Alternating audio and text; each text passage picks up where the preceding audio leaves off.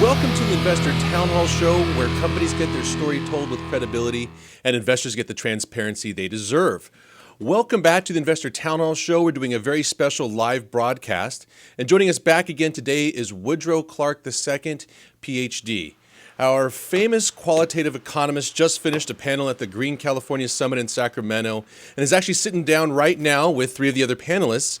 Woody, can you give us the highlights of the conferences and introduce the panelists that you have with you there? Well, the conference is here in Sacramento, and we're actually celebrating Earth Day. So it's the 22nd of April, just so everybody knows, on a Friday.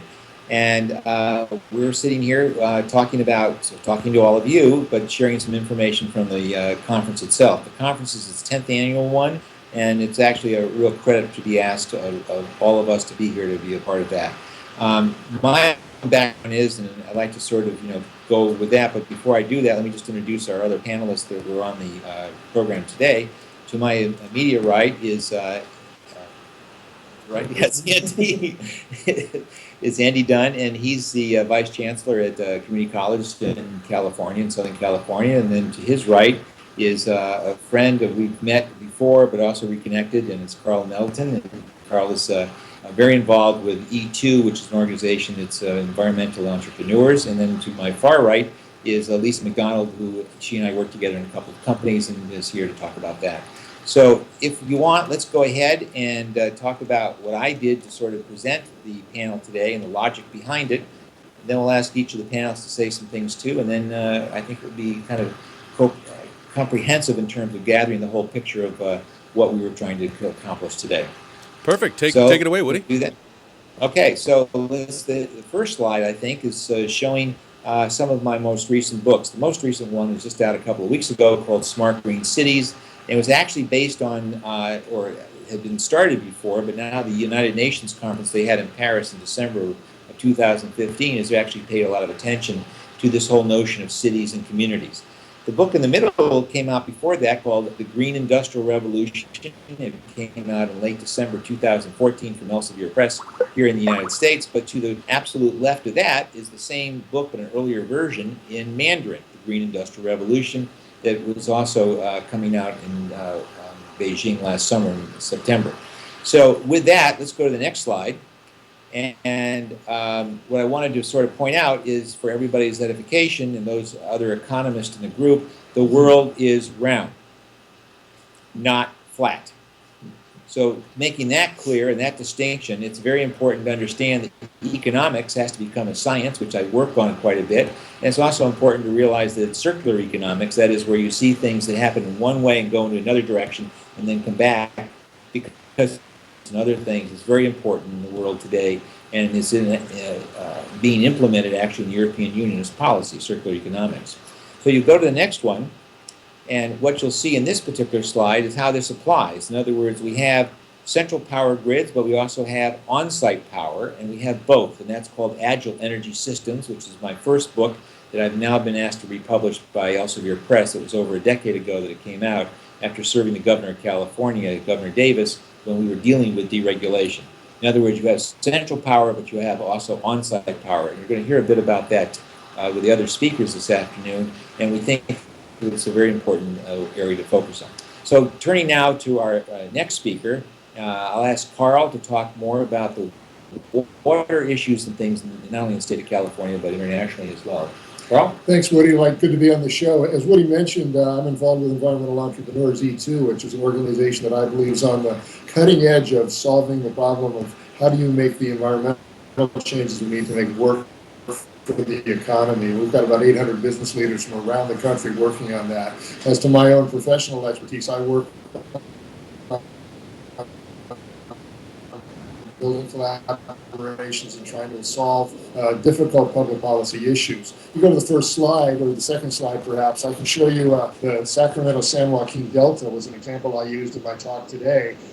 There are multiple views of the Delta. The only view that's really a common one is that the Delta is a problem. As you may know, that's where the water comes together from Northern California to be distributed throughout the state. And we've got views of everything from folks that think it's one little fish that's a problem to water distribution, to multiple agencies that all have their own different culture, their own different training, and each other because they don't have the same, the same point of view. And of course, the political side of it, the stakeholders, which are often contentious. And in the end, 14 different public agencies have to make decisions, and 100 other agencies are involved totally in regulatory and federal.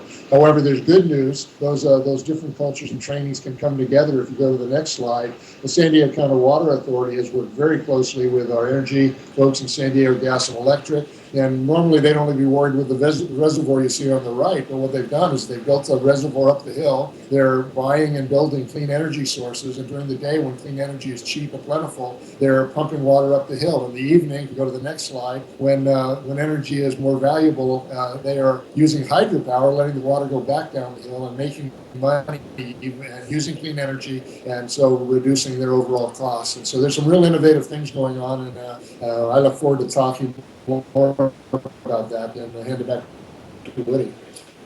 Thanks very much, Carl. And this whole concept of integrating technologies and ideas that's good for the environment, but also for water and energy and other things is very important. So what I'd like to do is move over to Lisa and talk about specific areas of where this could be impactful. Well, first of all, I've been representing energy efficiency now for quite some time and been working in LED lighting, system controls, motion detectors, and it has been very effective in saving energy. The ROI on these products and services is very, very rapid now. But one of the things is we've come across a new on-site power generation hybrid generator. This generator runs 24/7, 365 days a year, and can run on a base load.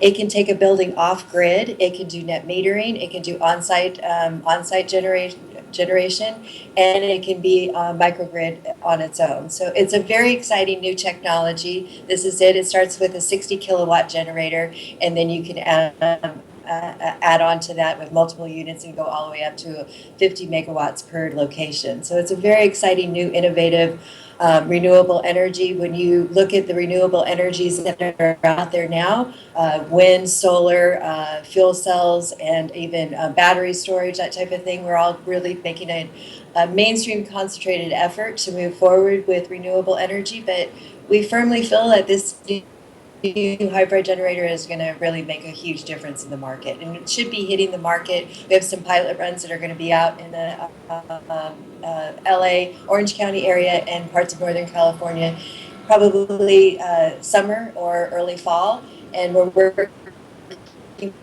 with some Fortune 500 companies that are coming up to the plate to be proactive and move forward. And some island nations too, I imagine. Absolutely, right? Absolutely. What's interesting about this, of course, is that when you're, as I am, very involved with solar and wind, and those are intermittent power, what you're talking about is energy efficiency in terms of LED bulbs and other things, and also the power when the sun's not out and the wind's not blowing. This is very important. You have to have base load. 24/7, absolutely, base load. So, and again, because of all the different types of connections that it can do, net metering, second source connection, energy distribution, microgrid, it can do it all. So that's right. It's exciting. And so to package this or put it all together in one case, in one example, I want to turn to our last speaker, Andy, with the Community College District. Andy. Thank you, Woody. I was really pleased to be a part of the discussion this afternoon at Green Tech. My name is Andy Dunn. I'm the Vice Chancellor of Finance and Administration at the Coast Community College District. And I took several minutes this afternoon to share with everyone what we're doing at Coast in terms with our development plans. And we've compiled a series of revenue sources, local bonds, Prop 39 funds, other local resources, utility incentives, to not only renovate and add to our campuses, but to also undertake some very significant energy savings projects. And we highlighted a few of those this afternoon. And the beauty of this is that as we're doing that, we're at the same time providing relief to our operating budget, which is allowing us then to redirect resources back to the classroom, geared more toward our core purpose of educating and serving the students in our community. So Woody, thanks again for having me on this panel. Were there a couple of other slides you wanted to mention? Well, I've highlighted some of the resources there, but we have one project, for example, we've gone district-wide and moved from toward LED lighting, and we've also done that in our parking lots. And there's some meaningful costs, but also some very meaningful savings that our district has realized. And actually, Andy and I have met through a common friend who also worked at community college districts, and one of the things I was doing was very similar to the LED bulbs in terms of the parking lots, but then also putting solar panels on top. Yes. And you put those solar panels, and I'll never forget this, the president of the campus at one time, after we'd done this almost 10 years ago, and got a big reduction or rebate from Southern California Edison, was the students said, "This is great. I come out to my car at 3 or 4 in the afternoon, and it's cool because they've got a shade over it of the solar panels." In other words, each individual thing, think about them as in terms of a unit or a system. It's incredible what you're able to do. Plus the cost, plus the environmental impact, a very positive. And less maintenance on those LED lights. Right. And maybe we should even think about a premium for shaded parking. Yeah, that's what definitely. But the other part of it too is that when you think about that, also it's true for your home. In other words, why not have these same kind of things in your home, your office building, your condominium building, whatever it happens to be, your lift, have available, you're plugging in for your car to recharge it. Or when they have hydrogen fuel cell cars are coming out soon, same sort of thing. That's the kind of thinking we have to have. And I want to say to all of you, thank you very much for participating. And there's one last final thing. Hands in the middle, gang. We'll keep the touch, all right? Thanks very much. Good. Thank you. Bye-bye. Thank you. Thank you, Lenny. Thank you. Stay tuned for the next interviews here on InvestorTownHall.com. Also, make sure to join a stock board to start the discussion and get your voice heard.